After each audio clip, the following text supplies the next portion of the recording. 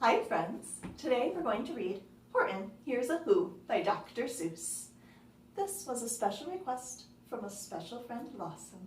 Hi Lawson! Now if you have a special request of a Dr. Seuss book that you would like to hear, just let me know. I've got quite a few. I might be able to read it to you. Okay, are you ready? Horton Hears a Who.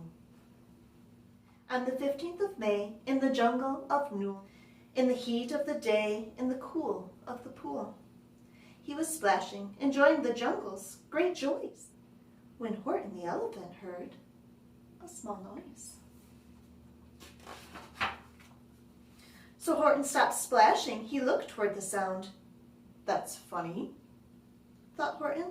There's no one around. Then he heard it again, just a very faint yelp, as if some tiny person were calling for help. I'll help you, said Horton, but who are you? Where? He looked and he looked. He could see nothing there, but a small speck of dust blowing past through the air. I say, murmured Horton, I've never heard tell of a small speck of dust that is able to yell. So you know what I think?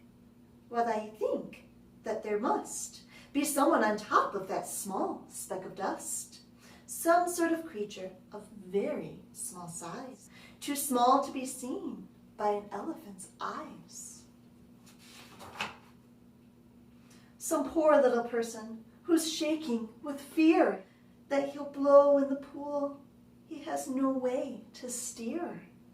I'll just have to save him because, after all, a person's a person, no matter how small. So gently, and using the greatest of care, the elephant stretched his great trunk through the air, and he lifted the dust speck and carried it over, and placed it down safe on a very soft clover. Humph, humphed a voice. 'Twas a sour kangaroo. And the young kangaroo in her pouch said, humph, too. Why, that speck is as small as the head of a pin. A person on that?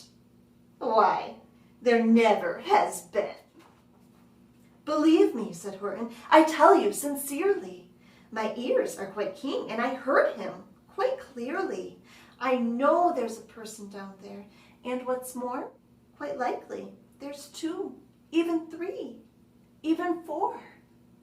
Quite likely, a family for all that we know. A family with children just starting to grow. So please, Horton said, as a favor to me, try not to disturb them. Just please let them be. I think you're a fool, laughed the sour kangaroo. And the young kangaroo in her pouch said, me too. You're the biggest blame fool in the jungle of Newell. And the kangaroos plunged in the cool of the pool. What terrible splashing, the elephant frowned. I can't let my very small friends get drowned. I've got to protect them. I'm bigger than they. So he plucked up the clover and hustled away.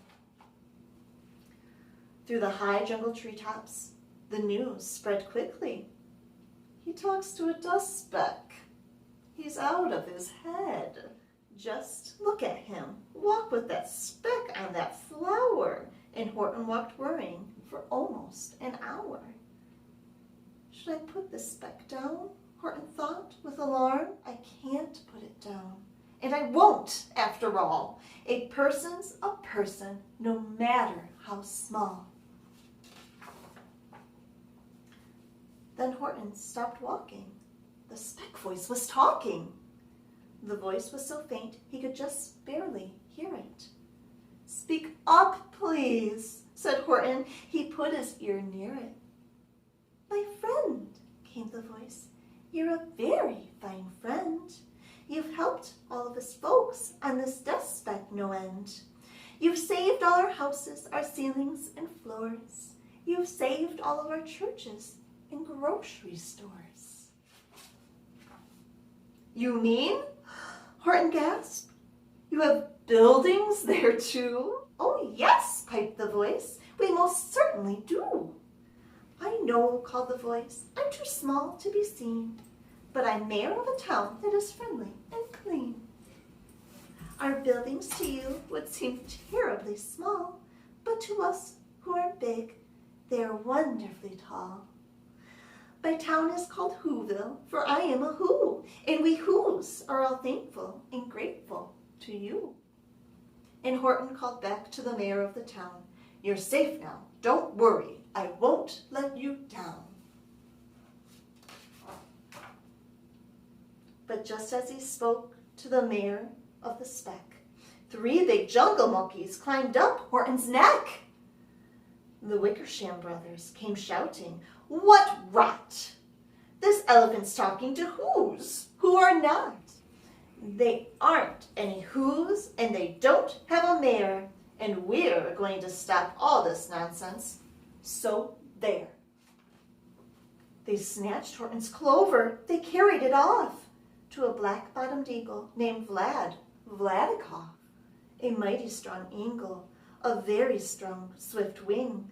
And they said, Will you kindly get rid of this thing? And before the poor elephant even could speak, that eagle flew off with a flower in his beak.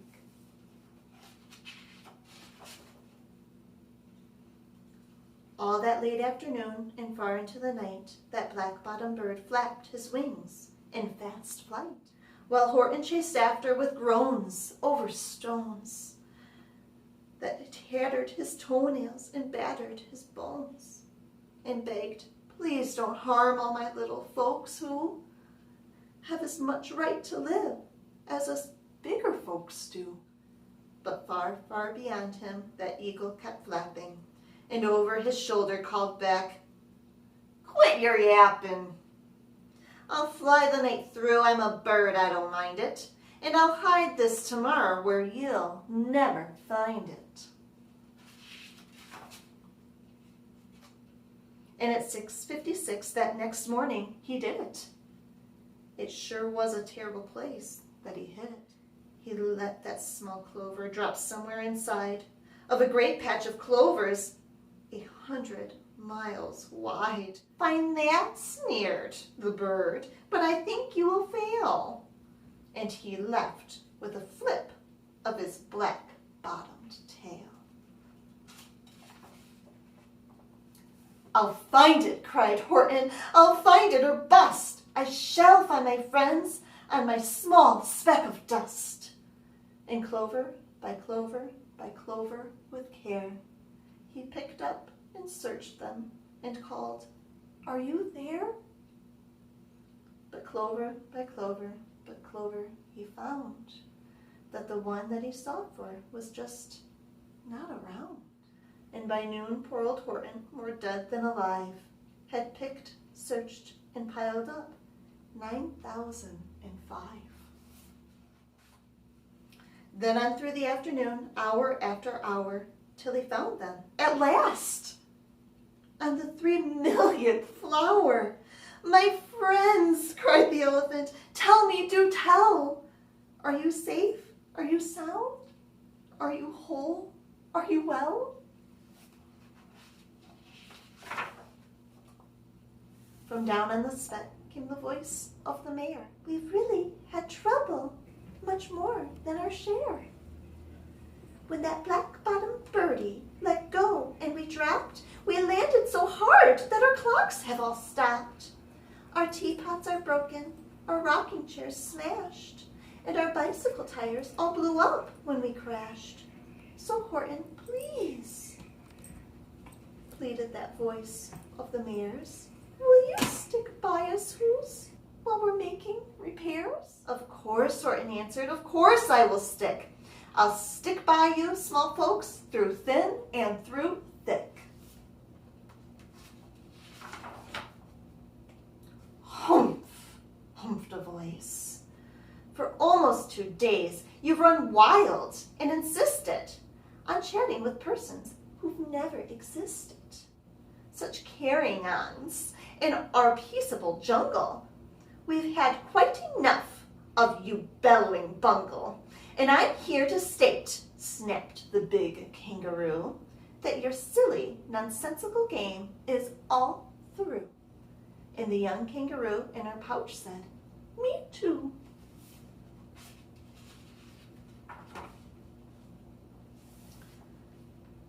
With the help of the Wickersham brothers and dozens of Wickersham uncles and Wickersham cousins and Wickersham in-laws whose help I've engaged, you're going to be roped and you're going to be caged. And as for your dust speck, ha!